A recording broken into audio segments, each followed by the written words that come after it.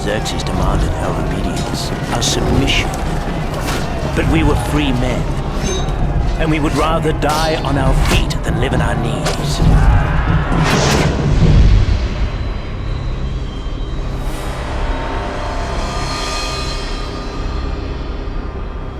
Confident, savoring the meal to come, the beast approached, and it was King Leonidas himself who provoked it. Uninvited guests, Persian lapdogs bringing word to Sparta from the great and powerful Xerxes. All the god king required was a modest offering of earth and water, symbolizing Sparta's submission to the will of Xerxes. They warned us to be afraid, that Sparta would burn to the ground, and that only the word of Leonidas could save it. Leonidas did not leave our guests waiting long for a response. Earth and water. The Persians would find plenty down there. So it began. The ephors, priests to the old gods, diseased old mystics, worthless remnants of a time before Sparta's ascent from darkness and superstition. Their word is law. It was the time of Carneia, the sacred and ancient festival. Sparta could wage no war. They must consult the oracle. The oracle spoke in an ancient tongue known only to the ephors. Leonidas was to honor the Carneia. There would be no march. Sparta would fall. Pompous inbred swine, worthless, diseased, rotten, corrupt. Xerxes promised fresh oracles to them daily, from every corner of his empire. The price was only a simple lie, a small bending of the oracle's ancient words. But our king was resolved. There would be no march. No army would take the field against Xerxes. Only Leonidas would walk north to the hot gates, along with his personal bodyguard of 300. Xerxes has come to the hot gates. Xerxes, the god king of Persia, the devourer of nations. We few stand against him. Against a horde of beasts and men so massive it shakes the earth with its march.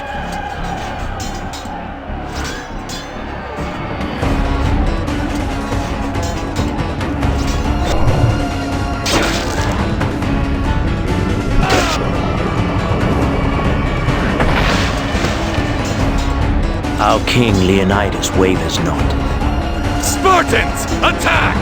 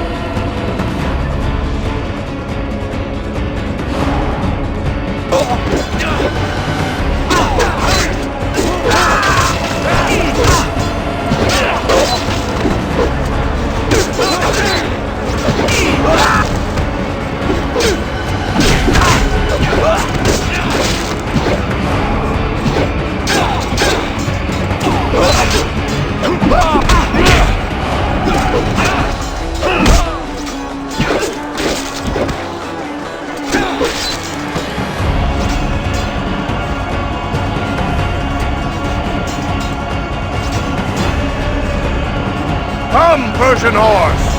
Let your master see how deeply the blades swung by freeborn men cleave! What's a flank? Keep it up, Spartans! Persian slaves, you die with valor! May you know freedom in the afterlife!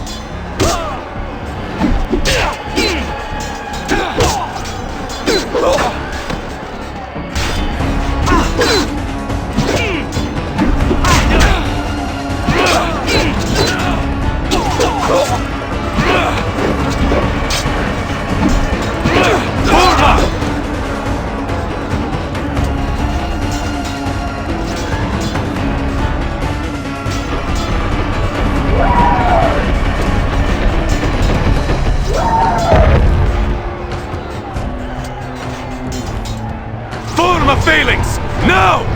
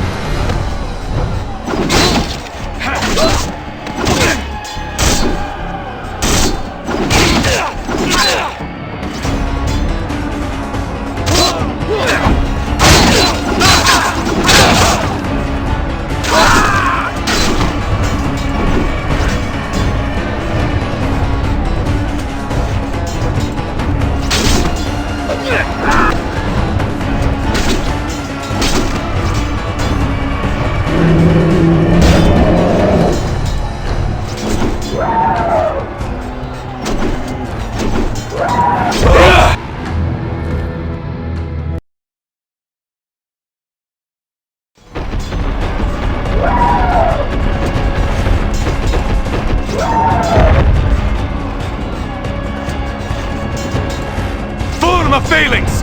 Now!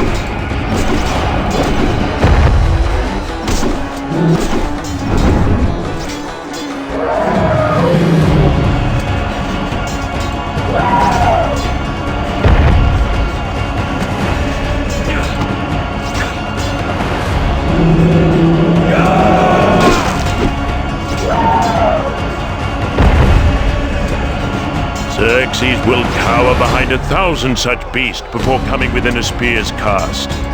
Then we shall kill 1,000. I suspect we won't have to. Xerxes will not wish to send more of them against us anytime soon.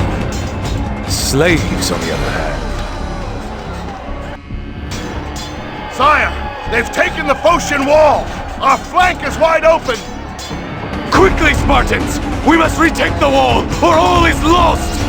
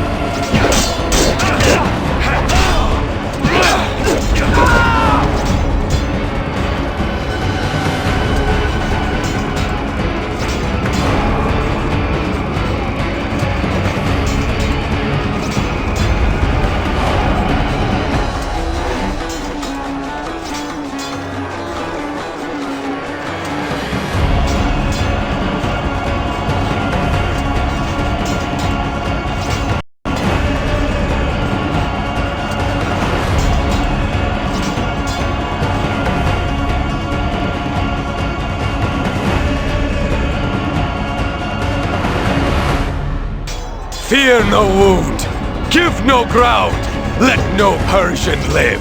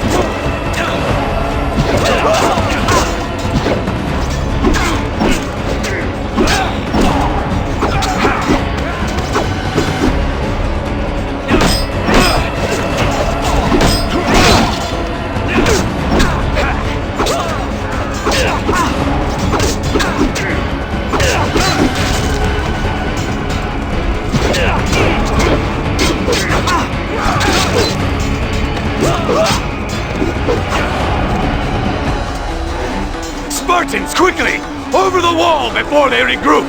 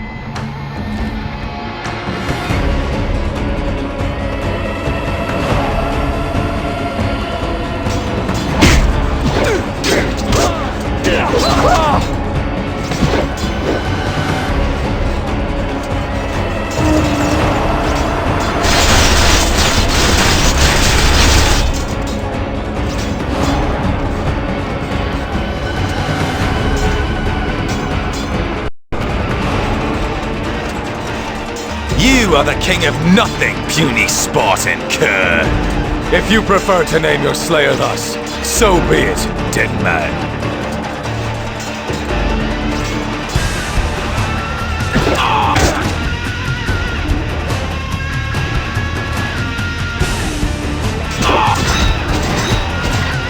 Death to all Spartans!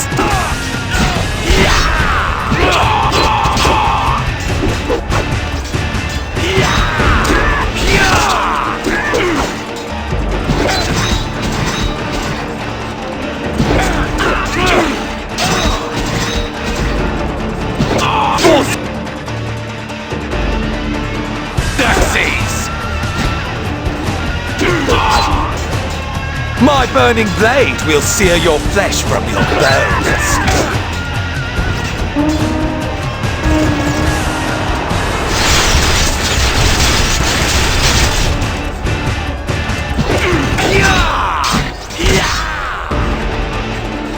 For Xerxes!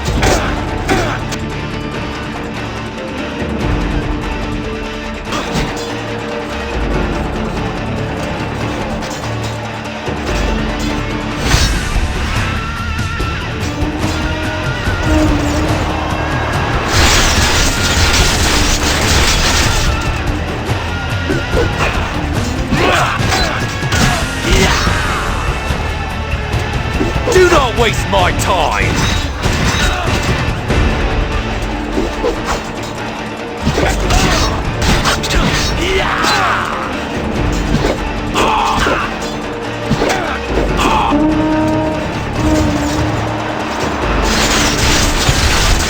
Your skills are no match for mine!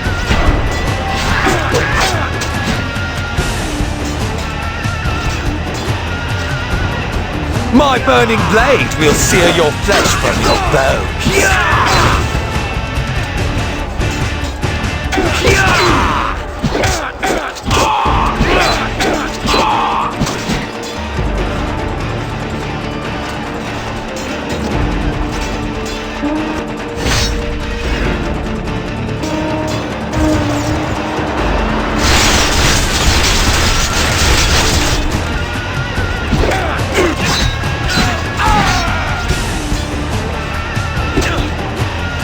My burning blade will sear your flesh from your bones.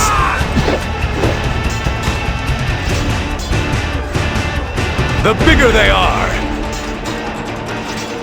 the more of them I see.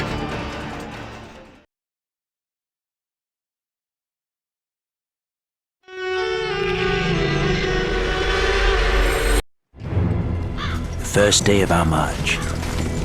We heard the crows before we saw the smoke. As we drew closer to the village, we smelled something else. The reek of death clogged our every breath. Yet even greater was the weight of watchful eyes upon us. She did not scream at the sight of my spear. She said nothing when I offered her water, nothing when I asked her name. But then her eyes found Leonidas.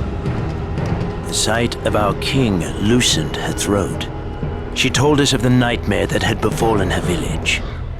A man called Haidanes rode upon a towering stallion, awash in sweat and foam. He was more monster than man, with blades instead of hands, and a cruel, mocking smile of sharpened razors. Beasts from the blackness were with him. Monsters, gray-skinned, cold eyes, with claws and fangs. The Immortals. These agents of death would burn her world and murder everyone she loved. He set about his gruesome work, slaughtering her brother, mother, and father first, and setting the village afire.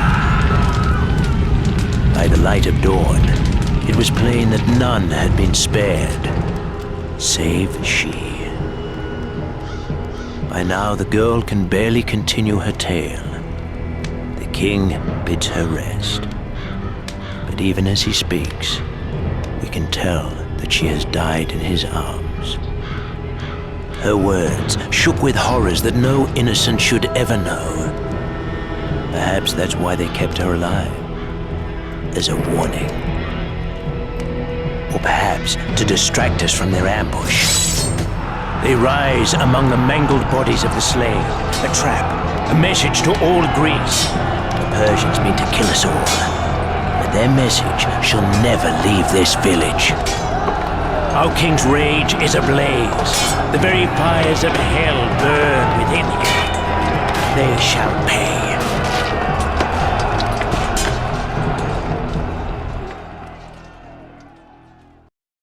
So, these lapdogs of Xerxes think to take us unawares, my brothers! Let's show them what their follies unleashed! The blood of our countrymen stains the earth! Come! Avenge it drop for drop!